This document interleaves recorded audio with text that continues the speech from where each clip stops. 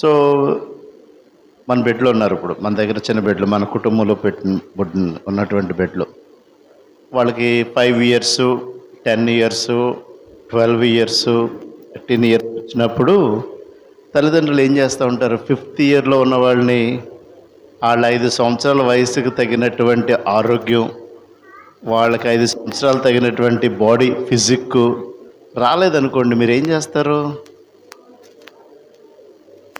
ఎవరి దగ్గర తీసుకెళ్తారు? డాక్టర్ తీసుకెళ్ళి ఏం చెప్తారు డాక్టర్ గారికి? వీడికి 5 సంవత్సరాలండి, పాపకి 5 సంవత్సరాలు, మేము అన్ని కావాల్సినవి అన్నీ ఇస్తున్నాము, తినడానికి అన్ని వసతులు కల్పిస్తున్నాము, కానీ శరీరంలో ఏమీ ఆరోగ్యకరమైన క్షేమకరమైన పరిస్థితి కనపట్లేదు అని చెప్తారు కదా. అప్పుడు ఆ డాక్టర్ గారు ఏమడుగుతారు? ఏంటమ్మా, ఏం తింటున్నాడు, అసలు బరువు పెరగట్లేదా, లేకపోతే జలుబు ఎక్కువ చేస్తుందా, లేకపోతే ఈ ప్రాబ్లం ఉందా, ఆ ప్రాబ్లం ఉందా, నాలుగు చూపించు అని ఏదో చెప్తూ ఉంటారు, చూపిస్తారు, చేస్తారు. అప్పుడు డాక్టర్ గారు ఏమంటారు? నీ కొడుకుని లేకపోతే నీ కూతుర్ని యాపిల్ పండులా చేయనా, గుమ్మడి పండులా చేయనా, మరి నువ్వు వాటిస్తావా, ట్యాబ్లెట్లు వాడతావా అని చెప్పి అడుగుతాడు. అప్పుడు ఏం చెప్తారు మీరు? తప్పకుండా వాడేస్తాం. దేని గురించి వెళ్ళారు? నీ బిడ్డ యొక్క ఆ యొక్క శరీరం ఎదుగుదలలో కావాల్సిన ఎదుగుదల ఉందా లేదా అని చెక్ చేయడానికి డాక్టర్ గారితో సంప్రదించి దానికి కావాల్సిన మెడికేషన్ తీసుకుంటారు. దేవుని బిడ్డలుగా ఉన్నటువంటి మనం, ఈ సంఘంలో కుటుంబంగా ఉన్నటువంటి మనం, దేవునిలో మన సంవత్సరం వెంబడి సంవత్సరం, దినం వెంబడి మనలో అభివృద్ధి రావట్లేదనుకో, మన తండ్రి అయినటువంటి దేవుడు ఏ విధంగా మనల్ని పట్ల చూస్తూ ఉంటాడో ఆలోచన చేయండి ఒకసారి. ఆయనకి కావాల్సింది ఏంటి? ఆయన మన నుంచి కోరుకునేది ఏంటి? ఫలించి అభివృద్ధి చెందడం దేవునిలో. సో మరి మనం చెక్ చేసుకుంటున్నామా? మన ప్రోగ్రెస్ కార్డ్ ఎప్పుడైనా మనం చెక్ చేసుకుంటున్నామా?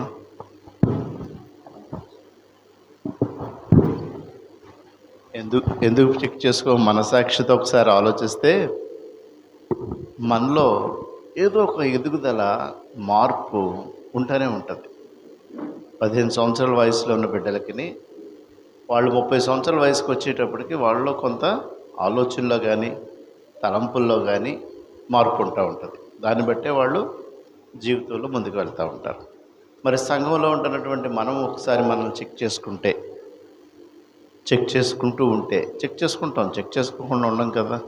కొన్నిసార్లు దేవుని కృతజ్ఞత చెప్పినప్పుడు మనకి ఆ కృతజ్ఞతల్లో మనం దేవునికి ప్రభా ఈ విషయంలో కృతజ్ఞత అన్నామంటే ఆ హృదయంలో దేవుడు మనం చేసినటువంటి కొన్ని విషయాలు జ్ఞాపకం రావడం వల్ల మనం తెలియకుండానే విశ్వాసంలో ఎదుగుతూ ఉంటాం. అది దేవుని సంఘంలో దేవుడు ఎక్స్పెక్ట్ చేసేది, మనము పొందేటువంటిది. అందుకే యోహాను సువార్త 15వ అధ్యాయము తర్వాత మీరు ఇంటికి వెళ్ళి చదవండి. వాళ్ళు నేను జస్ట్ పైన గైడ్ లైన్సే మీతో మాట్లాడుతుంది. ఎందుకంటే ఉదయం నుంచి మీరు వాక్యంలో చాలా అలసిపోయే ఉంటారు. కాబట్టి నేను పెరిఫరల్గా మీతో కొన్ని విషయాలు ఆలోచన చేయాలని చెప్పి నేను మీతో మాట్లాడుతున్నా. ఫలించండి అంటాడు, ఫలించకపోతే ఏం చేస్తానో చెప్తాడు, ఫలించినవి దేంట్లో వేస్తానో చెప్తాడు. ఆఖరికి చివరికి వచ్చేటికి మీరు నాలో ఉండండి, నేను మీలో ఉంటాను, మీరు నాలో ఉన్న ఎడల నీలో ఉంటే ఇలాగని అంత ఫలాల గురించి మాట్లాడతాడు యోహాను. సో ఆయన కోరికలో ఉన్నటువంటిది ఏంటంటే మనం ఫలించాలనేది. ఇప్పుడు ఉదయం నుంచి జోనతన్ గారు, ప్రకాష్ గారు ఈ విధంగా మీతో సమయం గడిపారు అనేటువంటిది ఏంటంటే దేవుడు ఆ పిలుపులో ఉన్నటువంటి భారాన్ని బట్టి, ఆ పిలుపులో ఉన్నటువంటి ఆ పిలుపుని బట్టి నా సంఘం దేవునిలో ఎదగాలి అనేటువంటి విషయంలోనే క్షేమాభివృద్ధి అంటే ఏంటి?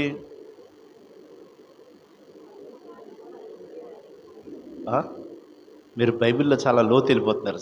మామూలు పైనే మాట్లాడుకుందాం. క్షేమాభివృద్ధి అదే తెలుగు టీచర్ గారు అడిగితే క్షేమము ప్లస్ అభివృద్ధి అని చెప్తారు తెలుగు టీచర్, అంతేనా? సవరణ తెలుస్తుంది. ఎక్కడికో హై స్కూల్లో తీసుకెళ్ళిపోయాడు సురేష్. ఇందాక సురేష్ పాడితేనే నేను చాలా ఆశ్చర్యపోయాను. ఈ తలాంత ఉందన్న సంగతి నాకు తెలీదు. సో మరి ఈ తలాంత ఎప్పుడు పెంచుకున్నాడో కానీ ఇదే ఫస్ట్ టైం. సో మనకి అదొక సంధి. ఏ సంధి అన్నావు? సవర్ణదీర్ఘ సంధి. సో ఈ సంధి మనల్ని ఏం చేస్తుందంటే క్షేమం అభివృద్ధి అనే దారిలో మనకు తీసుకెళ్తుంది అనేటువంటిది. ఇది ఆలోచన చేసినప్పుడు ఇవాళ మీరు వాక్యం వినే ఉంటారు. ఒక్క పాయింట్ అన్నా, ఒక్క ఆలోచన అన్నా ఇవాళ అన్నోళ్ళు చెప్పినట్లేదు కానీ, దైవజనులు మరి బయట నుంచి వచ్చిన వారు మాట్లాడిందో కానీ, మీ హృదయాన్ని ఈ క్షేమాభివృద్ధిలో మీ హృదయాన్ని తట్టిన ఆలోచన ఏదైనా ఉంటే ఒకటి షేర్ చేసుకుంటారా నాతో? ఇవాళ మీరు విన్న వాక్యాల నుంచి. ఎందుకంటే ఇంతవరకు దేవునిలోకి వచ్చారు, సంఘంలోకి వచ్చారు, సంఘం నుంచి మన సమాజంలోకి వెళ్తున్నాం. మనము సమాజంలో బ్రతికే వాళ్ళం, మనలో ఈ మార్పు ఉంది అని సమాజం గుర్తించే రీతిగా ఇవాళ వాక్యం నుంచి ఏదైనా తలంపు మీకు స్పందింపచేసిందా, మిమ్మల్ని టచ్ చేసిందా? ఆలోచన చేయండి ఒకసారి. వాక్యం అనేటువంటిది అది చాలా పవర్ఫుల్. వాక్యము, దేవుని వాక్యం అనేటువంటిది ఇది చాలా పవర్. ఆయన నోటిలోంచి వచ్చింది, ఆయన పలికింది, పలకబడింది, అది పరిశుద్ధాత్మ ద్వారా మనకి రాయబడింది వాక్యం. This very powerful. మేము మాట్లాడేదానికన్నా, మేము బోధించేదానికన్నా మమ్మల్ని బోధింపచేసేది ఏంటంటే ఈ దేవుని వాక్యము, పరిశుద్ధాత్మని యొక్క నడిపింపు. కాబట్టి ఈ నడిపింపు ద్వారా మీ అందరితో కూడా వాళ్ళ వాక్యం 100% మాట్లాడే ఉంటుంది. కానీ మీరు ఎంతవరకు రిసీవ్ చేసుకుని, ఆలోచించుకుని, తలంచుకున్నారనే ఉద్దేశంతో నా ప్రశ్న. ఒకవేళ ప్రకాశం చెప్పిందో, జోనథన్ గారు చెప్పిందో, ఇంకెవరు సాల్మన్ గారు మాట్లాడిందో, ఒకటి ఏదో ఒకటి టచ్ చేయాలి. ఎక్కడో ఒకటి మనకి టచ్ అవుతూనే ఉంటుంది. అదే మనల్ని నడిపిస్తుంది. కాబట్టి ఈరోజు రేపు ఒకవేళ మీరు అంత స్పందనతో కూడిన ఆలోచన చేయకపోయినా ప్రసంగాల్లో చేసిన ప్రసంగాలు ఒకసారి జ్ఞాపకం చేసుకోండి. ముందు మీకు ఏం టచ్ చేసిందో దాని బదులు మనకి ఉదయం నుంచి వాక్యం చెప్పబడిన దాంట్లో ఏది మీకు మీ హృదయాన్ని తట్టింది? అమ్మా,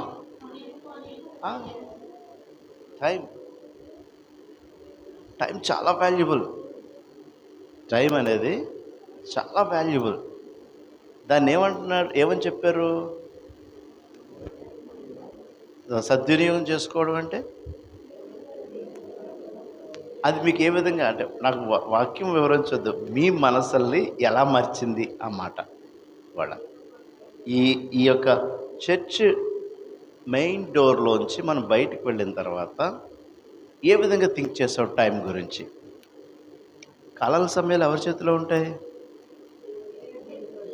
సో దానికి మనం వాల్యూ ఇవ్వాలని కదా అన్నోళ్ళు వాక్యం చెప్పిన దాంట్లోంచి ఉన్న దాంట్లో ఈ సమయం గురించి ఆలోచన చేసినప్పుడు ప్రపంచంలో ప్రతి మేధావి, ద సైంటిస్ట్, రీసెర్చ్ స్కాలర్స్, లేకపోతే మెడికల్ ఆర్టికల్స్ రాసిన వాళ్ళు, ప్రపంచంలో ఉన్న వాళ్ళు అందరూ కూడా ఏం పెట్టుకుని పనిచేస్తారు?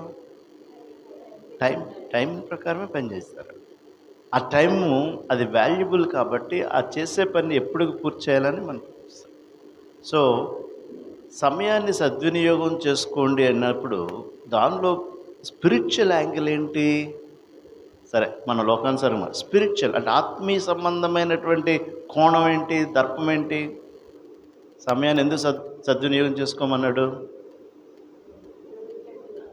దినములు చెడ్డవి. ఈ చెడ్డ దినాల్లో ఉన్నప్పుడు ఒకవేళ మీ నుంచే నేను మీతో మాట్లాడడానికి ఆలోచన, ఈ సమయాన్ని సరి చేసుకోమనడానికి గల కారణం నిన్ను దేవుడు ఎప్పుడు పిలుచుకుంటాడో నీకు. బట్ ఇన్ గాడ్స్ హ్యాండ్, ఆయన చేతిలో యువర్ టైం చాలా ఇంటాక్ట్గా ఉంది. ఆయన తెలుసు ఆ టైం, నీకు తెలీదు. కానీ నీకు ఏమి హెచ్చరిక చేశాడు ఆయన? ఈ సమయాన్ని. సో ఒకవేళ చేయవలసిన టైంలో, నువ్వు మార్పు పొందవలసిన టైంలో ఈ మార్పుని గమనించుకొని నువ్వు మారు మనసు పొందాలి అనేటువంటి ఆలోచనలోకి ఎందుకు మారు మనసు రావాలి? ప్రక్కన ఉన్న దినములు ఇలాంటివి చెడ్డవి. ఇలాంటి చెడ్డ దినాల్లో బ్రతుకుతున్నటువంటి మనము మన జీవిత విధానంలో మారు మనసు. మీరు చూడండి, 4 సువార్తల్లో మొదటి పార్ట్ అంతా కూడా యేసుక్రీస్తు ఈ లోకానికి వచ్చి బోధించే వరకు కూడా దేని గురించి మాట్లాడేట్టు తెలుసా? వాక్యం ఏం మాట్లాడమని తెలుసా? మారు మనసు పొందండి, మారు మనసు పొందండి, మారు మనసు. బాప్తిస్మిచ్చి యోహాను ఏం చెప్పాడు యేసుక్రీస్తు రాకముందే? మీ లోక పాపములు మోసుకుని పోవు దేవుని గొర్రెపిల్ల. అరణ్యంలో కేక శబ్దం ఏంటంటే, మీరు మారు మనసు పొందండి, మీరు మారు మనసు పొందండి, మీరు మారు మనసు. యేసుక్రీస్తు లోకానికి వచ్చిన తర్వాత కూడా మీరు మారు మనసు. ఆఖరికి అపోస్తుల కార్యాలు వచ్చి 2వ అధ్యాయంకి వచ్చేటప్పటికి సమాధి జయించినటువంటి యేసుక్రీస్తుని గురించినటువంటి వర్తమానాన్ని పేతురు బోధిస్తూ ఉంటే 2వ అధ్యాయంలో పేతురు ఏమడిగాడు? మళ్ళీ మీరు మారు మనసు పొంది పాపక్షమాపణ నిమిత్తము ప్రతివాడు. సో ఇక్కడ మారు మనసు పొందండి, మారు మనసు పొందండి. వెంటనే వాళ్ళ హృదయాలు ఏమైనాయి? దాంట్లో వాళ్ళు ఏమడిగారు పేతుర్ని?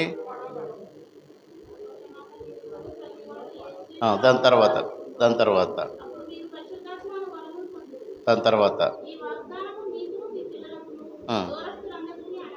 ఓకే.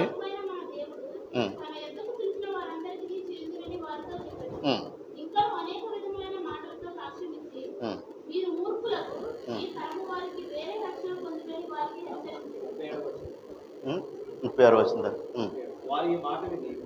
నొచ్చుకొని అది ఇవాళ మీరు ఏమైనా హృదయంలో నొచ్చుకున్నారా? వాక్యం అన్న తర్వాత వాళ్ళు ఈ పేతురు ప్రసంగాన్ని విని వాళ్ళు ఏమైందంట? హృదయంలో నొచ్చుకుని ఏమడిగారంట పేతుర్ని? సహోదరులరా, మేము ఇప్పుడు ఏం చేయాలి? పేతుర్ని కడమ అపోస్తలుని అడగగా, అక్కడ చూడండి వాక్యం విన్న తర్వాత వాళ్ళకి ఏమైంది? హృదయం నొచ్చుకుని ఇప్పుడు ఏం చేయాలి? భయం స్టార్ట్ అయింది. వాక్యం అనేది మీకు బోధించబడిన తర్వాత ఈ ఆలయంలో మీకు కుటుంబాల్లో కానీ మీకు క్షేమాభివృద్ధి కలగాలనే దానికి మీరు మారు మనసులో నడిచి బాప్తిసంలోకి వెళ్ళిన తర్వాత దానికి ముందు ఏమవ్వాలంటే ఒక స్పైక్ కావాలి. ఆ స్పైక్ ఏంటంటే హృదయంలో. సో ఇవాళ విన్నటువంటి విషయాల్లో మిమ్మల్ని హృదయాన్ని టచ్ చేసింది ఏంటి అని అడిగాను అనమాట. ఎందుకంటే వీళ్ళకి టచ్ చేసింది. ఆ రోజు వీళ్ళందరికీ కొన్ని వేల మంది, సుమారు 3,000 మందికి హార్ట్ టచ్ అయ్యింది. హార్ట్ టచ్ అవ్వాలి. దైవజనుడు వాక్యం నుంచి బోధించినప్పుడు, పరిశుద్ధాత్ముడు వారితో మాట్లాడించినప్పుడు మీరు క్షేమాభివృద్ధి అనే దాంట్లోకి వెళ్ళాలి అంటే ఆ రోజు అన్ని వేల మంది స్పందించారు అంటే వాళ్ళందరికీ ఈ వాక్యం ఏమైందనమాట? నొచ్చుకుంది. నొచ్చుకోవడం గల కారణం ఏంటి? అవి బాబోయ్, పునరుద్ధానుడైనటువంటి యేసుక్రీస్తుని మేమే చంపేశామా? ఎంత తప్పు చేశాము? అదే అక్కడ వచ్చినటువంటి మారు మనసు. తప్పు చేసాం, చాలా తప్పు చేసాం మేము. కాబట్టి ఇలాంటి స్పందన, హృదయ స్పందన మనల్ని మారుస్తుంది, మన ఆలోచనల్ని మారుస్తుంది. మీరు బాప్తీసం తీసుకోకముందు, బాప్తీసం తీసుకోవడానికి నిర్ణయించుకున్నప్పుడు మిమ్మల్ని ఎవరో ఒకరి వాక్యం ద్వారానో బోధ ద్వారానో మిమ్మల్ని ఒక విధమైన ఆలోచనలోకి నడిపించిందా? లేకపోతే మీ అంతటి మీరే పెళ్లి చేసుకోవడానికి బాప్తీసం తీసుకున్నారా? ఏదో స్పందన ఉండాలి. స్పందన, హృదయం నొచ్చుకుని. అందుకని ఈ దినాన్ని ఇక్కడ క్షేమాభివృద్ధి జరగాలి అనేటువంటి ఉద్దేశం ఈ సంఘ కాపరి యొక్క ఉద్దేశం, పెద్దల యొక్క ఉద్దేశం. పెద్దలు కాపరి కలిసి ఈ యొక్క రక్షణ సువార్తలో ఉన్నటువంటి సత్యంలో మిమ్మల్ని స్పందింప చేయాలనేటువంటి ఆలోచనతో ఈ కూడికలు 2 దినాలు జరుగుతూ ఉన్నాయి. దీంట్లో మీ యొక్క ప్రిపరేషన్ ఎలా ఉండాలి అంటే, ఈ వాక్యం ద్వారా నేను స్పందించబడాలి. ఇప్పుడు మీరు సమయం గురించి మాట్లాడారు. మీరు మీ పిల్లలందరికీ ఏం చెప్తారు? టైం వేస్ట్ చేసుకోకరా అని చెప్పారా? లేదా మీరు ఎవరన్నా మీ పిల్లలు వాళ్ళు వేస్ట్ చేసుకున్నారంటే, ఇప్పుడు మన పిల్లలందరికీ మనం టీచ్ చేసేది టైం గురించి ఏంటో తెలుసా? దేని గురించి చెప్తారో తెలుసా? Cell phone. అమెరికాలో కానీ ఎవరైనా గృహాలకు వెళ్తే పిల్లలు సెల్ ఫోన్లు ఆడుతుంటే వాళ్ళ మమ్మీస్ ఏమంటా ఉంటారంటే వంటగదిలోంచి టైం అవుట్, టైం అవుట్ అంటారు. అంటే ఏంటి, ఇలా పెడతారు. అంటే మీ పని సెల్తో అయిపోయింది. మీకు ఎంత టైం పెట్టానో అంతే. దీన్ని వాళ్ళు సద్వినియోగపరుచుకోకుండా దుర్వినియోగపరుచుకుంటున్నారంటే మమ్మీ సరిచేది ఏంటంటే నీ టైం అవుట్, నీవు సెల్ ఫోన్తో. ఇండైరెక్ట్గా వాక్యం కూడా సమయం సద్వినియోగపరచుకోండి అనేటువంటి వాక్యం ఏంటంటే టైం అవుట్స్ పెట్టుకోండి. మీరు టైం అవుట్ పెట్టుకోండి, సద్వినియోగపరచుకోండి. దాన్ని చెడు నుంచి, లోకం చెడు కాబట్టి చెడు నుంచి డైవర్ట్ అవ్వండి. లోకంలో బ్రతికే ముందుకు ఇప్పుడు విష్ణు కాలేజీ రోడ్లో నెలకి 11 కోట్ల వ్యాపారం జరుగుతుందంటే ఏంటో తెలుసా? నెలకి కాలేజీ కాలేజీ పిల్లలే మొత్తం వాళ్ళే ఈ వ్యాపారానికి కారకులు. గంజాయి కొంటున్నారంట. అంటే లోకం ఎలా ఉంది? కాబట్టి నీ ఆలోచన ఎలాగ ఉండాలి? ముందు నీ నీ యొక్క ఏజ్ను బట్టి, నీకు ఆలోచనను బట్టి ఈ చెడ్డ దినాల్లో నీవు సమయాన్ని ఎందుకు సద్వినియోగపరచాలి అంటే, నీ చుట్టూ ఉన్నటువంటి చెడ్డ రోజుల్లో చెడ్డ స్నేహితుల నుంచి నువ్వు దూరంగా ఉన్నట్లయితే దేవుడు ఈ డ్రగ్స్ అనే దాని నుంచి, ఈ అనారోగ్య పరిస్థితి నుంచి క్షేమంగా బయటపడతారు. ఈ డ్రగ్స్ ఏం చేస్తాయో తెలుసా మీకు? ఎవరికన్నా యవనస్తులు ఉన్నారు, విన్నారు ఎప్పుడన్నా? అసలు తెలీదా? తెలీదా? ఓవర్ యాక్షన్ వద్దు. దానివల్ల వచ్చేటువంటి వీళ్ళందరూ 15 నుంచి 17, 18 సంవత్సరాల్లో వాడితే 30 సంవత్సరాలకు చచ్చిపోతున్నారట.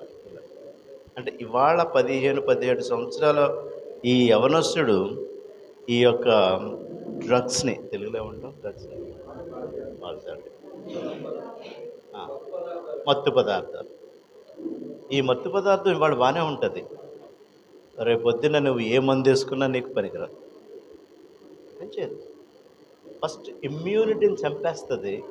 దాని మీద ఆధారపడితేనే నీ నరాలు, నువ్వు గ్లాసులు పట్టుకోవడం కానీ, అన్నం తినడానికి కానీ బలం ఉంటుంది. నీవు దీర్ఘాయుష్యు, అది కూడా సమయానికి చెందిందే. ఇప్పుడు మన మధ్యలో ఈ సంఘానికి వచ్చినప్పుడు నేను ఒక వ్యక్తిని అడిగేవాడిని. ఆ వ్యక్తిని నేను నా చిన్నప్పుడు చూశాను. నేను నా 8th క్లాస్లో చూశాను, ఇంటర్మీడియట్లో చూశాను, తర్వాత నేను చదువుకుని వెళ్ళి వచ్చిన తర్వాత చూశాను, ఈ మధ్య కూడా చూశాను. ఆయన ఎందుకు గుర్తుపెట్టుకున్నాను నేను? అప్పుడు ఎలా ఉన్నాడో ఇప్పుడు కూడా. నాయన పడవని భీమవరం నుంచి దుర్సిమరికి గొలవంతెప్పకి మెడ మీద తాడేసుకుని మన దొరల్ని వాళ్ళని లాక్కుని వచ్చాడు. ఆయన పేరేంటి? బెంజమిన్ గారు. నాకు ఇప్పటికీ బెంజమిన్ గారు గుర్తు. ఎంతకాలం బ్రతికాడు? ఇంకా ఉన్నాడు, ఇంకా బ్రతుకుతూనే ఉన్నాడు, ఇంకా బాగున్నాడు, ఇంకా ఆరోగ్యంగా ఉన్నాడు. ఆయన మందులు కూడా వేసుకోడేమో, అవసరత లేదేమో. ఏ మందు వేసుకోడు కదా. సో ఆ వ్యక్తి ఇంతకాలం చూడడం కలిగితే మన మధ్య ఉన్నాడు అనుకుంటే అది ఎంత క్షేమాభివృద్ధి ఆ వ్యక్తికి. అప్పుడే తన యవ్వన వయస్సులో ఇలాంటి వాటికి లోనై ఉంటే ఈ పాటికి మనం అతన్ని జ్ఞాపకం చేసుకునేవాళ్ళమా? దీర్ఘాయుష్ అనేది ఆశీర్వాదం. దీర్ఘాయుష్ అనేటువంటిది ఆశీర్వాదం.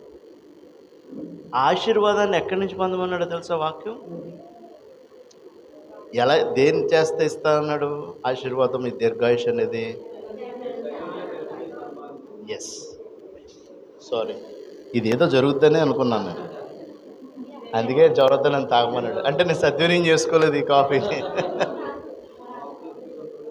సో సరే, మన ఆలోచనలు ముఖ్యంగా యవ్వన బిడ్డలు, అలాగే మధ్య వయస్కులు, వృద్ధులు, వీళ్ళకి మన బిడ్డలకు ఆశీర్వాదం రావాలి అంటే వీళ్ళు ఏ విషయంలో జాగ్రత్తగా ఉండాలి? ఇలాంటివి ఏమి లేవులేండి, మారద్రవ్యాలు లాంటివి ఏమి లేవు. చాలా సందర్భాల్లో పౌలు హెచ్చరిస్తూ మన నోటి మాట, నాలిక, పెదవులు చాలా జాగ్రత్తగా సురేష్ చెప్పినట్టు what we see, what we hear అనేటువంటిది, వాట్ వి స్పీక్, వీటి విషయంలో జాగ్రత్తగా ఉంటే అది తరతరాలకి ఆశ. ఈ క్షేమాభివృద్ధిలో మా బిడ్డలు, మా బిడ్డల బిడ్డలు, బిడ్డల బిడ్డలు ఆశీర్వదించబడాలని ఎంతమంది కోరుకుంటున్నారు? ఎవరు కోరుకోవట్లేదా? అందరూ కోరుకుంటున్నారు కదా. అంటే మీరు ఏం జాగ్రత్త చేసుకోవాలి? ఇప్పుడు మీరు క్షేమాభివృద్ధికరమైనటువంటి జీవితాన్ని చూడాలంటే మీరు కంట్రోల్ చేసుకోవాల్సిన అనేటువంటిది ఈ బైబిల్ గ్రంథం వీటి విషయంలో జాగ్రత్తగా ఉండమని మనకి కనపడగానే ప్రైజ్ లాడండి అంటాం. పక్కకెళ్ళి అది తెలుసా, నువ్వు తెలుసా, ఇక్కడేమో నువ్వు దేవుని నామాన్ని ఏమో అంటావు. అందుకే గమ్ముని ప్రైజ్ లాడని చెప్పదు.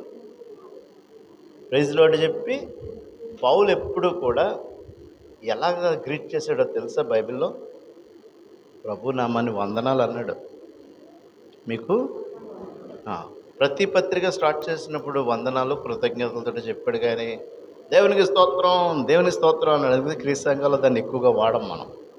ఎందుకంటే ఈ మాట అన్న తర్వాత వాళ్ళ గురించి తెలుసా, బెంజమిన్ గారి గురించి తెలుసా, జాన్సన్ గారి గురించి తెలుసా, ఈ కరుణ ప్రకాష్ గారు వచ్చారు ఎక్కడో కాళ్ళ నుంచి, ఆయన గురించి తెలుసా? అసలు ఏంటి ఆయన ఏమంటాడు? ప్రైజ్ లాడండి అంటాము. ఏంటిది? This is not safe. ఇది సేఫ్ కాదు. వందనాలు చెప్పండి, గుడ్ మార్నింగ్ చెప్పండి. దేవుణ్ణి ఎప్పుడు మహింపరచాలో, దేవునికి ఎప్పుడు స్తుతులు చెప్పాలో అప్పుడు దేవునికి స్తోత్రం, ప్రైజ్ గాడ్. ఎందుకంటే ఆయన దేవుడు కాబట్టి. నువ్వేమో పెదవులతో దేవుడిని స్తుతించేస్తూ ఉంటావు, మొత్తం ఊరంతా కాల్చేస్తూ ఉంటావు నోటితో. అసలు నీకు అగ్గిపెట్టి కూడా అక్కర్లా ఊరు దగ్గర పెట్టుకోవడానికి. అది నీకు క్షేమమా? అది మీకు క్షేమమా? ఏమాత్రం కాదు, ఏమాత్రం క్షేమం కాదు. అలాంటి స్థితుల నుంచి మనం డైవర్ట్ అవ్వడానికే సంఘ క్షేమాభివృద్ధి అనేటువంటి ఈ ఆలోచనతో మనం ఈరోజు ఇక్కడ కూడుకున్నాం. ఎంత పీస్ ఉంటుందో తెలుసా మనం ఇంకొకరి గురించి చెడు మాట్లాడకుండా ఉంటే? నీ మనస్సు ఎంత పీస్ఫుల్గా సమాధానంతో ఉంటుంది. నువ్వు ఇతరుల గురించి మాట్లాడకుండా ఉంటే నీకు ఆరోగ్యం. మళ్ళీ మాట్లాడేస్తాం, ఇది ఎవరికి తెలుస్తుందో, ఎవరు చెప్తారో, ఎలా చెప్తారో, రాత్రి అంతా నిద్ర పట్టదు. ఉన్నది చెప్తే కొంచెం ప్రశాంతంగా పడుకోవచ్చు. దానికి మంచి మసాలా, మంచి కారం, మంచి వేపుడు తగిలించి స్టోరీలు చెప్తూ ఉంటాం. అలా చెప్పకపోతేనే కానీ మనకి వినడం. సో అవతల వాళ్ళు వినరు కాబట్టి దానికి కావాల్సిన రుచులన్నీ యాడ్ చేస్తూ ఉంటాం. అది మనకు ఆరోగ్యమా, క్షేమమా? సంఘ విశ్వాసిగా నువ్వేమైనా వెలుగుగా ఉన్నావా లోకంలో? నువ్వేమైనా సువాసనగా ఉన్నావా లోకంలో? నువ్వు సంఘాన్ని ఎలా ఉండమన్నాడు లోకంలో? నువ్వు వెలుగుగా ఉండు. ఆ ఎరోమా, ఆ దేవునికి మనము చెల్లించే మాటల ద్వారా ఆ సువాసన వెదజల్లబడుతుండాలి. ఆమె క్రిస్టియన్ రా, దేవుని ఎరిగిన బిడ్డ, అలాంటిది మాట్లాడతాం. అలాంటి వాళ్ళ మీద నిందేయదు. ఒకవేళ తనని దూషించినా, బురద చల్లినా కూడా మౌనమే వహిస్తుంది. నీ టైం కూడా వేస్ట్ అవ్వదు ఇతరుల గురించి మాట్లాడకుండా ఉంటే. ఉన్నది మాట్లాడి, చెప్పవలసింది చెప్పి, వాళ్ళ జీవితాల్లో ఆ సంఘ బిడ్డలకు కావాల్సిన క్షేమాన్ని నువ్వు అందించడం అనేటువంటిది ఆశీర్వాదం. కాబట్టే ఈ యొక్క సమయాన్ని సద్వినియోగపరచండి అని చెప్పారు. ఇంకేం చెప్పారు? ఇంకేమొచ్చింది మీకు మిమ్మల్ని నొచ్చుకుంది. వాక్యం విన్న తర్వాత కొంచెం నొచ్చుకుని నేను దీంట్లో కొంచెం మారితే, నువ్వు ఈ కార్యక్రమం ద్వారా మీలో కొంత ఆ స్పందనతో కూడిన మార్పు వస్తే దేవునికి ఎంతో సంతోషం. అది పరలోకంలో అదే ఎక్స్పెక్టేషన్. ఈరోజు ఈ కార్యం ఎందుకు చేస్తున్నాము? నీకు తీర్పులోకి పిలిచి దేవుడు తీర్పు సమయంలో మీ లిస్టులన్నీ చదువుతాడు కూర్చుంటాడు అనుకుంటారా? కాదు. నువ్వు ఏదైనా మంచి చేస్తే చేసావా, ఆ టైంలో అవసరాన్ని తీర్చావా? అందుకే మత్తయి సువార్త 20వ అధ్యాయంలో చాలా బ్యూటిఫుల్గా తీర్పుల గురించి రాసి ఉంటుంది. ఒకసారి చదవండి.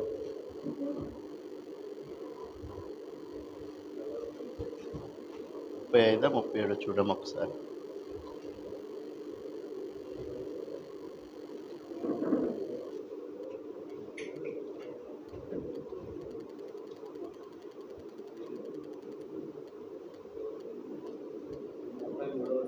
చదువు ఒకసారి. మైక్ ఉందా?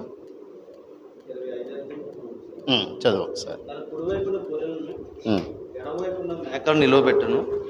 అప్పుడు రాజు తన కుడివైపున ఉన్నవారిని చూచి, నా తండ్రి చేత ఆశీర్వదించబడిన వారులారా, నా తండ్రి చేత ఆశీర్వదించబడిన వారులారా, రండి, లోకం పుట్టినది మొదలుకొని మీ కొరకు సిద్ధపరిచిన రాజ్యంను స్వతంత్రించుకునుడి. నేను ఆకలిగొంటిని, మీరు నాకు భోజనం పెట్టితిరి, దప్పిగొంటిని, నాకు దాహం. నేను మిమ్మల్ని అక్కడ అడిగే ప్రశ్న ఏంటో పేపర్ లీక్ చేసాడు యేసుక్రీస్తు ఈ లోకంలో. పేపర్ లీక్ చేసాడు ఆయన. మీరు పేపరు లీక్ చేశాడు. స్వయాన్ని కుమారుడైనటువంటి దేవుడు ఏం చెప్తున్నాడు?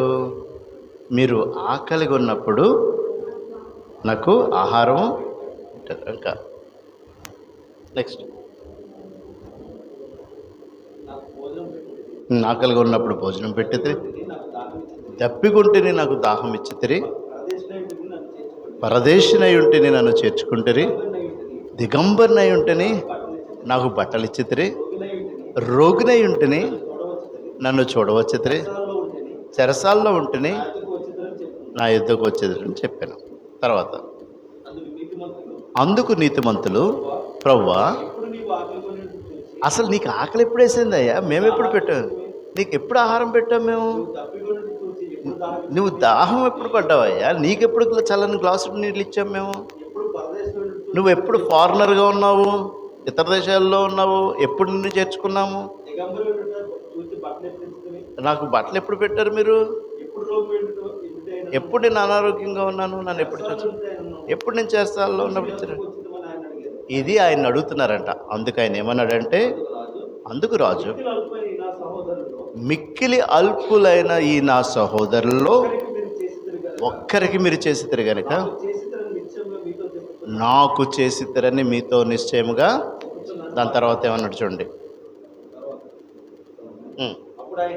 అప్పుడు ఆయన ఎడమవైపు ఉన్న వారిని చూచి, శపింపబడిన వారులారా, నన్ను విడిచి మీరు అపవాదికిని వాడి దూతలకును మీరు ఎక్కడికి వెళ్ళిపోతారు? నిత్యాకే. ఇది ఏంటో తెలుసా ఈ స్టోరీ?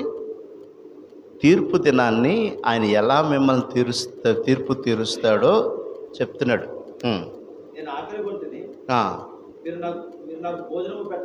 మీరు నాకు భోజనము పెట్టలేదు కాబట్టి మీరు నిత్యాగ్నిలోకి వెళ్ళిపోతున్నారు. నేను దప్పిగొంటిని, నాకు దాహం ఇయ్యలేదు, పరదేశినై ఉంటేని మీరు నన్ను చేర్చి. ఎవరు వీళ్ళందరూ? ఎడం చేతి వైపు ఉన్న వాళ్ళారా. నెక్స్ట్ దిగంబరినై ఉంటేని మీరు నాకు బట్టలు ఇవ్వలేదు, రోగినై ఉంటాను నేను చూడు. అందుకు వారు, ప్రవ్వా నువ్వు ఆకలి కొండం అనే సంగతి కానీ, దప్పిగొంటున్న సంగతి కానీ, ఇదంతా కూడా చదువు. నీకు ఎప్పుడు చేయకపోతే అని ఆయన అడిగారు. అందుకు ఆయన, వీరిలో ఒక్కరికైనా మీరు ఇలా చేయలేదు కనుక నాకు చేయలేదని చెప్పాను. నిత్య శిక్షకు, నీతిమంతులు నిత్యం. ఇప్పుడు మన ప్రయాణం ఎక్కడికి? ఈ సంఘ సాక్ష్యం ఏంటి?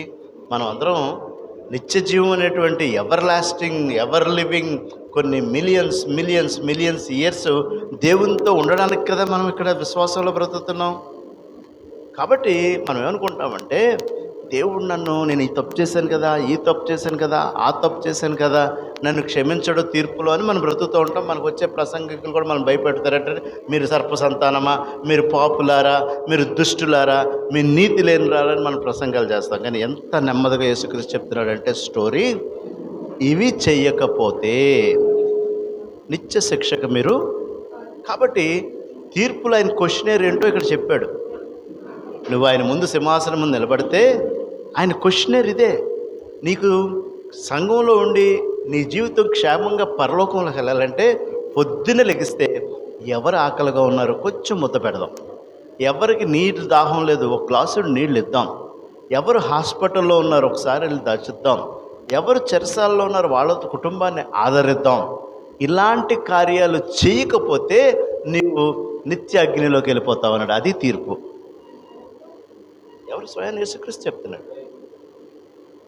సో ఈ దినాన్ని మీ కుటుంబం, మీ సంఘం క్షేమంగా ఉండాలంటే మీ దృష్టి చుట్టూ ఉన్నవాని యొక్క అవసరతల మీదే ఈ సంఘం యొక్క ఆలోచన ఉండాలి.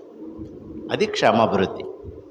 మీ యొక్క దృష్టి ప్రతిరోజు కూడా ఈ దేవుడు మనకు కావాల్సిన అవసరతలు ఇస్తున్నాడు, గృహాలు ఇస్తున్నాడు, వాహనాలు ఇస్తున్నాడు, కూడుకోవడానికి మంచి ఆలయాన్ని ఇచ్చాడు. ఇవన్నీ మనకి ఆయన సంపూర్ణం చేస్తున్నప్పుడు మన దృష్టి నిత్య జీవితం అనే జీవితంలోకి వెళ్ళడానికి, క్షేమంగా మనం ప్రయాణం చేయడానికి నీవు నేను చేయవలసిన ఏంటో ఇక్కడ రాసేసాడు. ఆయన పేపర్లో చెప్పేశాడు, తీర్పులో ఆయన క్వశ్చనర్ చెప్పేశాడు నీకు నాకు. నిన్న మాకు దూరపు వరుసకి మేనమామ అవుతాడు. వైఫ్ చనిపోయింది. ఆవిడతో నాకు పెద్ద ఎక్కువ ఇంటరాక్షన్ లేదు. మా ఇంటికి వస్తూ ఉంటాడు, వెళ్తూ ఉంటాడు. మా తల్లిదండ్రులు చనిపోయినప్పటి నుంచి ఆయన ఎటు వచ్చారు. ఆయన దుఃఖంలో ఉన్నాడు. నాకు ఇంకొక పని పడింది భీమవరంలో. ఆ పని చూసుకుని నేను అక్కడ రాత్రి వెళ్ళాలి. నేను ఆలోచన చేస్తున్నాను, ఇక్కడ జగన్ గారిని కలవడం ఇంపార్టెంటా, మా కుటుంబంలో ఆదరణగా ఉండి దుఃఖంలో ఉన్న వ్యక్తిని కలవడం ఇంపార్టెంటా? దీన్ని బట్టి చూస్తే దుఃఖంలో ఉన్నటువంటి కుటుంబం దగ్గరికి వెళ్ళడం, అదే ఒక గొప్ప వ్యక్తి వస్తున్నాడు కదా ఆయన దృష్టిలో పడదామని నిలబడదామని చెప్పి ప్రయత్నం చేసేదానికన్నా. సో ఈ రెండిట్లో నా మైండ్ పజిల్ అవుతుంది. నాకు పై ఆఫీస్ నుంచి ఏమొచ్చిందంటే, నీకు పదవి వచ్చింది కదా పేలిపేట దగ్గరికి రా అని వచ్చింది. ఇప్పుడు ఎక్కడికి వెళ్ళాలా? నేను అనకాపల్లి ప్రయాణం చేయాలా, మార్నింగ్ కల్లా ఉండాలి. ఇక్కడేమో ప్రయత్నానికి వెళ్ళా, వెంటనే కారు రెడీ చేసుకున్నా, మళ్ళీ నైట్ బయలుదేరి అనకాపల్లి వెళ్ళాలి. ఇక్కడ దిగేటప్పటికి ఆ జనము, ఆ తోపులాట అది చూసేటప్పటికి ఏంటి ప్రభా ఇక్కడ టైం పట్టేసేటట్టుంది. నేనేంటంటే అలా హాయ్ బాయ్ టైప్ వెళ్ళాను దగ్గరికి. ఎందుకంటే అక్కడ వెళ్ళవలసింది ఎక్కడికి, నా మనసు అంతా. ఆ కుటుంబంలో చాలామంది వచ్చారని తెలిసింది. నేను ఇక్కడ చెప్పి వస్తా ఆయనకి అలా చెయ్యెత్తి జనంలోంచి కారు దగ్గరికి పరిగెట్టేటప్పుడు భయంకరమైన వర్షం. నిన్న తెలుసు కదా ఆయన వచ్చిన రోజు ఎలా ఉందో, వర్షం ఎలా ఉందో తెలుసు కదా. ఆ వర్షం, ఆ టపాసులు అంటే థండర్ స్టార్మ్స్, మెరుపులు. ఈ పరిస్థితుల్లో పరిగెట్టుకుంటూ వస్తూ ఉంటుంటే నేను వర్షంలో నా కారు ఎక్కడుందో కనపట్ల. అక్కడ రాళ్ళ కొట్టు ఉంది.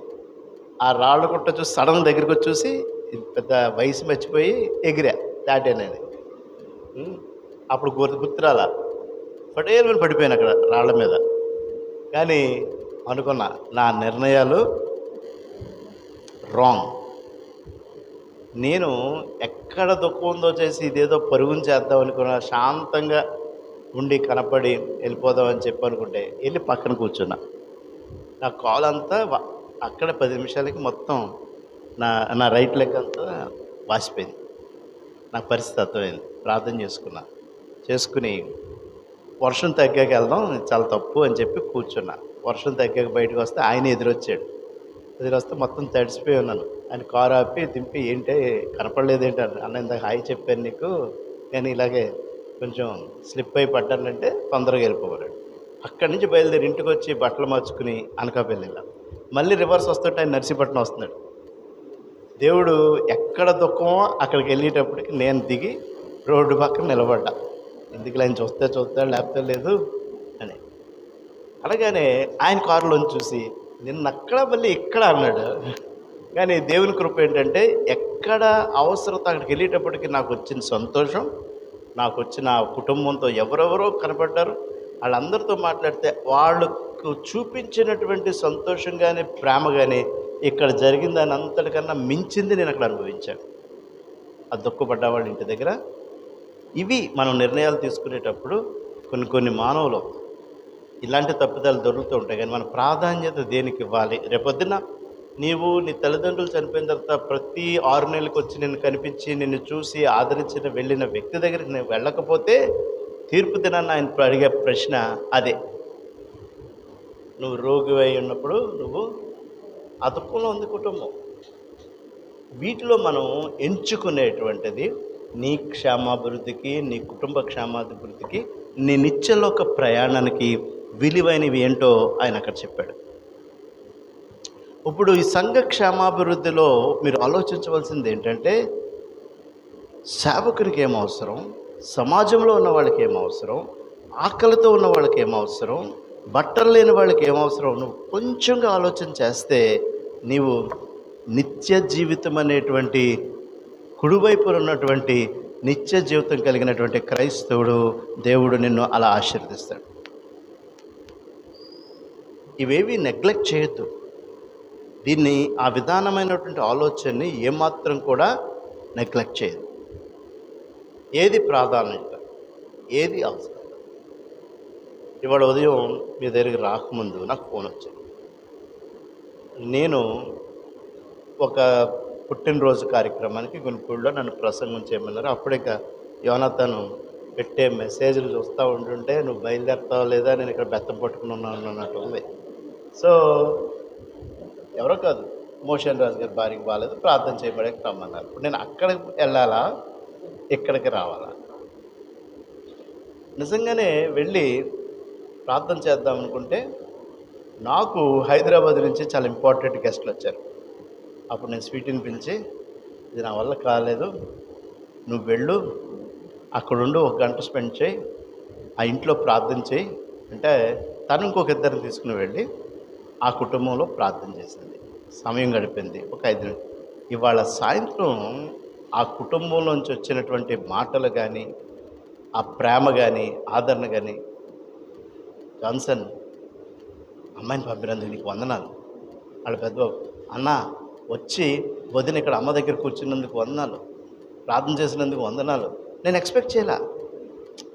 అంత డీప్గా, అంత హృదయంలో వాళ్ళు తీసుకుని నాకు కంటి కొడుకుల దగ్గర నుంచి, కూతురు దగ్గర నుంచి, ఇంట్లో ఉన్న వాళ్ళ దగ్గర, అందరి దగ్గర నుంచి ఎంత సంతోషకరమైనటువంటి వర్తమానాలు వచ్చినాయి అంటే, ఇదే మన కుటుంబాలకి, మన సంఘానికి క్షేమాభివృద్ధి. ఏముందులే తర్వాత వెళ్దాం, నేను ఇంకో చోటకి వెళ్తున్నాను, తర్వాత ఈ రామాయణపురం వెళ్దాం అని ఎక్కడికక్కడ సెట్ చేసుకున్నా కానీ ఒక మంచి పని జరిగింది. ఆ ఇంటికి వెళ్ళి వాక్యం చెప్పి ప్రార్థన చేసేటువంటి కృపని దేవుడు మనకు అవకాశాలు ఇస్తాడు. వాటిని విడిచిపెట్టవద్దు. అదే మన జీవిత క్షేమాభివృద్ధి. మన యొక్క ప్రిఫరెన్సెస్ దేవుడు తీర్పులో అడిగేటువంటి ప్రశ్నదే. నీకు ఒక అవకాశం వచ్చింది, నువ్వు ఎందుకు వెళ్ళలేదు? నీకు ఒక కుటుంబానికి వెళ్ళేటువంటి అవకాశం వచ్చింది, వాళ్ళని దర్శించడానికి ఎందుకు వెళ్ళా? ఆ కుటుంబంలో నువ్వు ప్రార్థన చేయడానికి ఎందుకు వెళ్ళా? ఇవి చెక్ చేసుకుంటే ఈ సంఘం సుమారు వందల రెట్లు అభివృద్ధి, క్షేమాభివృద్ధిలో కదా. మీరు మీ కుటుంబాలు అంత క్షేమాభివృద్ధిలోకి వెళ్తూ ఉంటాయి. మనల్ని బళ్ళు అడగలేదు ఆయన. బళ్ళు అడిగాడా? బళ్ళు ఇస్తున్నాం మనం ఏమన్నా? మీరు ఎవరన్నా బళ్ళు ఇస్తున్నారా? డౌట్గా ఉన్నారండి. మనం బరువులు ఇచ్చే సంఘం కాదు. మనం మళ్ళీ విద్దామని అనుకుంటున్నారేమో. బలులు అర్పణలు ఆయన కోరడం, అది ఆయనకి ఇచ్చేటువంటి ఆ యొక్క కాంట్రిబ్యూషన్ ఏదైనా ఉన్నా, అర్పణ ఏదైనా ఉన్నా, ఆయన మన జీవితాల్లో చేసిన మేళ్ల గురించి, అది ఆయనకు అవసరత కాదు. నీవు, నీ కుటుంబము, నీవు క్షేమాభివృద్ధిలో ఉండడానికి నీవు కృతజ్ఞతగా, సంతోషంతో ధారాళంగా ఇవ్వడమే ఆయన కోరుకుంటాడు తప్ప ఆయన దగ్గర క్యాలిక్యులేటర్ లేదు. నీ క్యాలిక్యులేటర్ చెక్ చేసుకోవడానికి, నీ యొక్క కాంట్రిబ్యూషన్ చెక్ చేసుకోవడానికి ఆయన క్యాలిక్యులేటర్ పెట్టి కూర్చోడు దేవుడు. నువ్వు సంతోషంగా, విస్తారంగా నువ్వు అనుగ్రహించాలి అనేటువంటిదే. కాబట్టి నువ్వు ఇది ఇచ్చేయాలా, ఇంత ఇచ్చేయాలా అనే క్యాలిక్యులేషన్ వేసుకోకు. నువ్వు సంతోషంగా ఈ దేవునికి నువ్వు ఇచ్చేది, నువ్వు చేయగలిగింది సంతోషంగా చెయ్యి. పాట కూడా ఉంటుందా? సంతోషంతో ఇచ్చేటి వారిని ఎంతో దేవుడు ఏదైనా మనం సంతోషంగానే చేయాలి. ఇవాళ జోనతన్ గారు మైక్లో చెప్పారు, వచ్చేయండి స్టార్ట్ అయిపోతుంది, పాటలు అయిపోయినాయి, ప్రార్థన అయిపోయినాయంటే ఈయన ఈరోజు పెట్టాడేంట్రా బాబు అనుకుంటూ రావద్దు. సంతోషంగా రావాలి. దేని కొరకు? క్షేమ. ఇది అత్యంత విలువైనటువంటి టైం ఇది. ఈ సమయం దేవునిలో గడుపుట, లోకంలో గడుపుట కన్నా మీరు సమయాన్ని సద్వినియోగం చేసుకుంటున్నారు ఈరోజు. The valuable time. ఎందుకంటే యోబు ఓల్డెస్ట్ బుక్ బైబిల్లో, ఈ అన్నిటిలో చాలా పురాతనమైన గ్రంథం ఏదైనా ఉందంటే యోబు గ్రంథం మొట్టమొదటి రాయబడింది హిస్టారికల్గా చూస్తే. దాంట్లో మరణమైన తర్వాత నరుడు మరలా బ్రతుకునా అని అడుగుతాడు. 14 అనుకుంటా. మరణమైన తర్వాత నరుడు. సో మనం బర్త్ ఎక్కడ, కానీ మళ్ళా బ్రతుకున ఎక్కడంటే నిత్య జీవితంలో. దానికి 19 అధ్యాయమా 14 చాలు. ఇది ఎవరు చనిపోయినా సమాధి దగ్గరికి వెళ్ళేటప్పటికి మనం కూడా ఒక రోజు ఇంతే కదా అని ఆలోచన రాదా? వస్తుందా? లేదు నేను ఇంకో 100 సంవత్సరాలు బతాను అనుకుంటావు, సమాధి దగ్గర చూసి, పాతి పెట్టడం దగ్గర చూసి నేను కూడా ఏదో రోజు ఇంతే. అందుకే యోబు ఏమంటున్నాడు? మరణమైన తర్వాత నరులు. అందుకే టైం క్యాలిక్యులేషన్ అనమాట అది అక్కడ. ఇంకా మనం సమయం సద్వినియోగపరచుకోవడం అనేది. తర్వాత కొన్ని అధ్యాయాల తర్వాత 19వ అధ్యాయం అనుకుంటా 27వ వచనంకి వచ్చేటికి ఏమంటాడు చూడు, 27 అనుకుంటా 19. నా మట్టుకు నేను చూచెదను మరి ఎవరునూ కాదు నేనే కన్నులారా ఆయనను చూచెదను. 2 అధ్యాయాల ముందేమో నరులు మళ్ళీ బ్రతుకుతారా అన్నటువంటి యోబు, మళ్ళీ నేను బ్రతుకుతాను, నేనే నా కన్నులతో నేనే ఆయనను, నా మట్టుకు నేనే ఆయన్ను చూచదు. అంటే ఆయన బ్రతికినట్టేగా చెప్పుకున్నాడు అక్కడ. మళ్ళీ పరలోకంలో he has a life again. అందుకే బైబిల్లో లైఫ్ ఇన్ అబండెన్స్ అంటేనే క్రైస్తవ్యం, అదే క్రీస్తులో. కాబట్టి యోబు ఏం చెప్తున్నాడు? అక్కడేమో బ్రతుకుతున్నాను అడుగుతున్నాడు. 2 అధ్యాయాలకు వచ్చేటప్పటికి ఏమంటున్నాడు అంటే నా మట్టుకు నేను కన్నులారా. ఇంగ్లీష్ బైబిల్లో I look in to దైన్ eyes with my own eyes అంటాడు. ట్రాన్స్లేషన్లో కొంచెం పలచబడ్డది, కానీ I my self look in to దైన్ eyes with my eyes. నా కన్నులారా ముఖాముఖిగా ఆయన కన్నుల్లోకి చూస్తా. అంటే నేను తిరిగి ఆ బ్రతుకే ఈ సంఘ క్షేమం. నీవు నేను తిరిగి మన కళ్ళతో ముఖాముఖిగా మనము ఆయన కన్నుల్లోకి.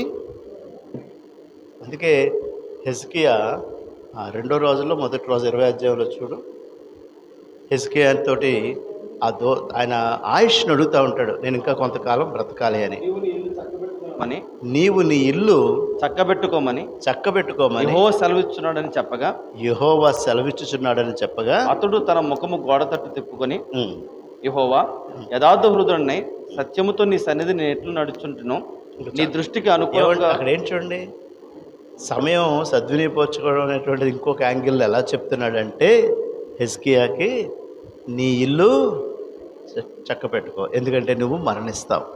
కొంతకాలం నీకు ఆయుష్ ఇస్తున్నాను, కానీ నీవు మళ్ళీ మరణిస్తావు. కాబట్టి నీ ఇల్లు చక్కబెట్టు. ఎలా చక్కబెట్టుకోవాలో తెలుసా? కారు చీకటైపోయినా నీ గది కరెంటు పోయి నీ గ్లాస్ ఎక్కడుందో నీకు తెలియాలి, నీ ఫ్రిడ్జ్ ఎక్కడుందో నీకు తెలియాలి, వండిన కూర దాకా కరెక్ట్గా ఎక్కడ పెట్టావో తెలియదు. చక్కబెట్టుకోవడం అంటే అంతగా నువ్వు ఇల్లుని, అంటే నీ జీవితాన్ని, ఇందాక మనం చదివాం కదా తీర్పులో ఉన్నటువంటి మన మనసులో ఉండాలో వాటి యొక్క క్యాలిక్యులేషను చాలా హైగా ఉండడమే చక్కబెట్టుకోవడం. నీవు నీ ఇల్లుని, మరణం ఎప్పుడు వస్తుందో మనకు తెలీదు, కాలాన్ని సద్వినియోగపరచుకోమన్నాడు. దీన్ని మనం గమనించినప్పుడు మన ఆలోచన. అలాగే దీంట్లో ఈ సమయంలో తల్లిదండ్రులకు ప్రత్యేకమైన హెచ్చరిక ఏంటంటే, నీ బిడ్డలకి వాళ్ళు యవనస్తులైనప్పటికీ నీ కుటుంబానికి క్షేమాభివృద్ధి కలగాలి అంటే బెత్తము వాడుము అని చెప్తాడు సామెతల్లో. నీ కుమారుడు చావకుండునట్లు. ఎంత చక్కని మాట. తల్లిదండ్రులు ఎవరైనా చచ్చేటట్టు కొడతారా పిల్లల్ని? చచ్చేదాకా కూడా కొట్టరు, కానీ కొడతారు. కొట్టమంటున్నాడు. ఇప్పుడు ఈ ప్రభుత్వం వచ్చి ఏదో రూల్స్ తెచ్చింది, కానీ వాక్య ప్రకారం అయితే మనిషే కాబట్టి ఓ దెబ్బ అవసరం. అదైతే అక్కర్లేదు, కానీ ఏదైతే గుడ్డ అయితే అక్కర్లేదు, కానీ మనిషికైతే ఓ దెబ్బ అవసరమని జ్ఞాని చెప్తున్నాడు. ఎంతవరకు అది ఎలా చేయాలి అనేటువంటి విషయాన్ని మనం ఆలోచన చేస్తే బిడ్డల పట్ల సంఘక్షేమం, కుటుంబ క్షేమం, ఈ కుటుంబ క్షేమంలో యవన బిడ్డల్ని మీరు, మన భారతదేశంలో అయితే చాలా వరకు ఇది చెడ్డ సాంప్రదాయం, కానీ భారతదేశంలో తండ్రులు ఏమంటారు, అలా పెంచావేంటి, కొడుకుని అలా పెంచావు, నువ్వే పెంచావు, కూతురు నువ్వే పెంచావు, అంతే కదా. అసలు పెంచవలసిన బాధ్యత ఎవరిదమ్మా చెప్పండి, మీరే చెప్పాలి గట్టిగా. తండ్రి శిక్షించని the responsibility belongs to fathers alone. Fathers అనేవాళ్ళు ఏంటంటే దోసేస్తారు పక్కన, ఇది నా బాధ్యత కాదు, నీ బాధ్యత అని. కానీ బైబిల్లో బిబ్లికల్ లీడింగ్ ఏంటంటే వాళ్ళని చాలా జాగ్రత్తగా మనం గైడ్ చేయాలి పిల్లల్ని. వాళ్ళకి ఎంత తెలివైన వాళ్ళు అంటే, మనం ఏదైనా సెక్షన్లో మనం కొన్ని మాటలు మాట్లాడాం అనుకోండి, టైం వచ్చినప్పుడు వాళ్ళే మనకు చెప్తారు. నేను ఒకసారి మా మెర్విన్ని, జోరిని, ఇద్దరు పిల్లల్ని, జోరినికేమో చిన్నోడికేమో 3 సంవత్సరాలు, పెద్దోడికేమో 6 సంవత్సరాలు, వీళ్ళిద్దరిని తీసుకుని నేను శ్రీలంక వెళ్ళా సెలవుల్లో. మేమందరం వెళ్ళాం, స్వీటీ, నేను, పిల్లలు వెళ్ళాం. పెద్దోడు అడుగుతున్నాడు, డాడీ నాకు స్విమ్మింగ్ నేర్పు డాడీ, స్విమ్మింగ్ నేర్పు డాడీ, స్విమ్మింగ్ నేర్పు అంటే ఆయన తీసుకుని స్విమ్మింగ్ పూల్లో దిగా. ఆడికి నేర్పుతున్నా, వీడిని గట్టు మీద పెట్టా. ఎవరిని? చిన్నాడు. ఆడి పైనుంచి ఆడికి ఆత్రుత, ఆడు కూడా దిగిపోవాలని. అందుకని మమ్మల్ని ఎలా డైవర్ట్ చేస్తున్నాడంటే చిన్న చిన్న రాళ్ళు తీసుకుని మమ్మల్ని కొట్టడం మొదలుపెట్టాడు గట్టు మీద కూర్చొని. నాకు కోపం వచ్చింది. ఇంకొకసారి నువ్వు కానీ రాయి కానీ స్విమ్మింగ్ పూల్లోకి ఇసిరావా, పైకి వచ్చాక బీప్ పగిలిపోద్ది, చెట్లు పోద్ది అన్నాను. చాలా కామన్ కూర్చున్నాడు. మరి ఏం ఆలోచించాడో తెలియదు, కానీ కాసేపటికి ఒక పావు గంట అయిన తర్వాత ఆడి బట్టలు నా బట్టలు స్విమ్మింగ్ పూల్ వేసి పైకి వచ్చా. ఎరా అన్నా, డాడీ నువ్వు చెప్పింది రాళ్లే కదా. ఆడు ఎంత తెలియనట్టుండి, నువ్వు చెప్పింది ఏమి శ్రద్ధన్నావు, రాళ్లే కదా అంటే ఆడు బట్టలు ఇసిరేచ్చారు మాట లోపల. అంత తెలివైన వాడు పిల్లలు. అప్పుడు నేనేం చెప్పాను, స్విమ్మింగ్ పూల్లోకి ఏది ఇసరకూడదు, పిల్లల్ని అంత జాగ్రత్తగా క్లియర్గా మనం ఇన్స్ట్రక్షన్స్ ఇవ్వాలి. మీరు ఇచ్చే ఇన్స్ట్రక్షన్స్ వీళ్ళకి ఏదో పై ఇన్స్ట్రక్షన్స్ కాదు, అది చాలా క్లియర్గా. వాళ్ళు క్షేమంగా ఉండాలంటే మన ఇన్స్ట్రక్షన్స్ చాలా క్లియర్గా ఉండాలి. వాళ్ళు అభివృద్ధి చెందాలంటే అది చేస్తే ఏమవుతుందో చెప్పడం కూడా తల్లిదండ్రులదే బాధ్యత. క్లియర్ ఇన్స్ట్రక్షన్స్, క్లియర్ రీజన్స్, ఎందుకు ఈ పని చేయకూడదు.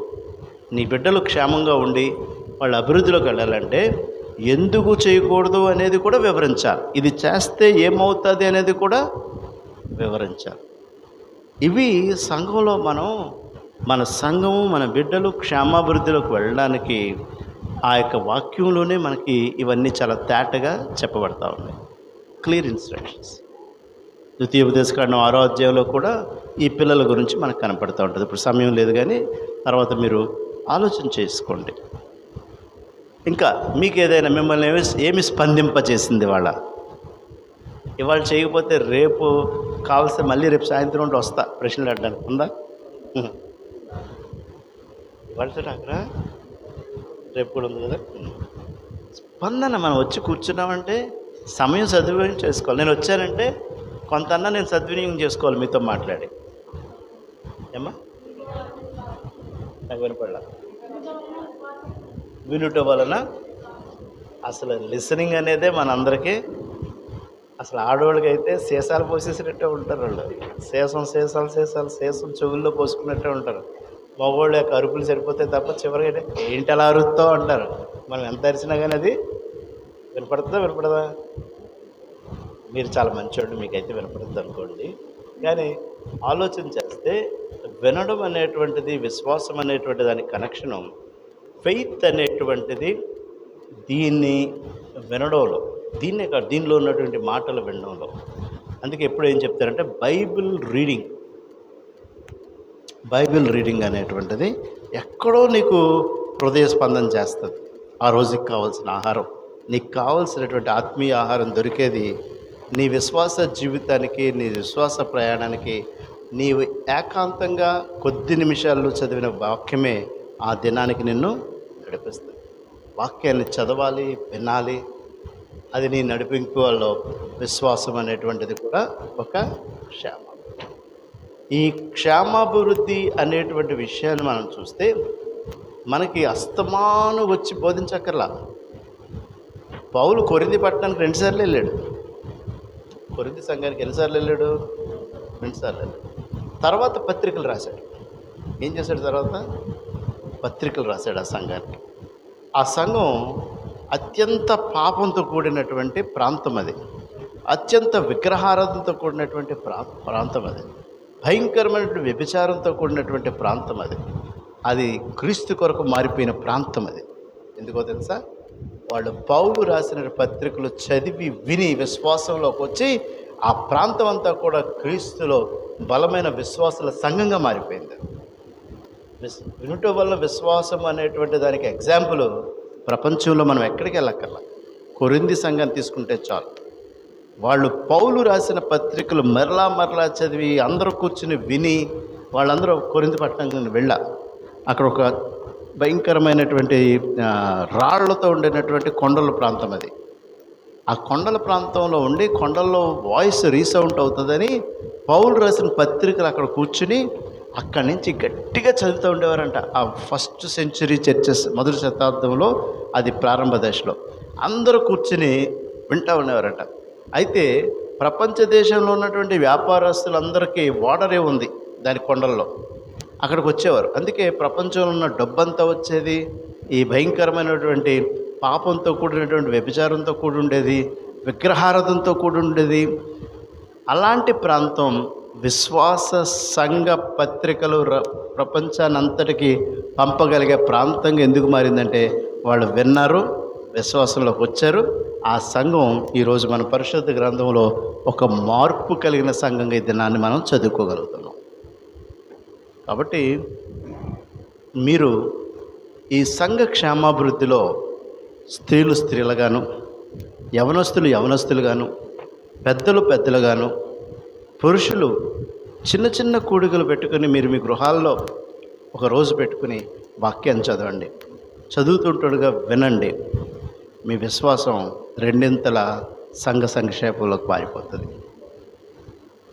అందుకే గ్రూప్ హౌస్ ప్రేయర్స్ అంటూ ఉంటారు. మనకైనా హౌస్ ప్రేయర్స్ ఉన్నాయి ఇక్కడ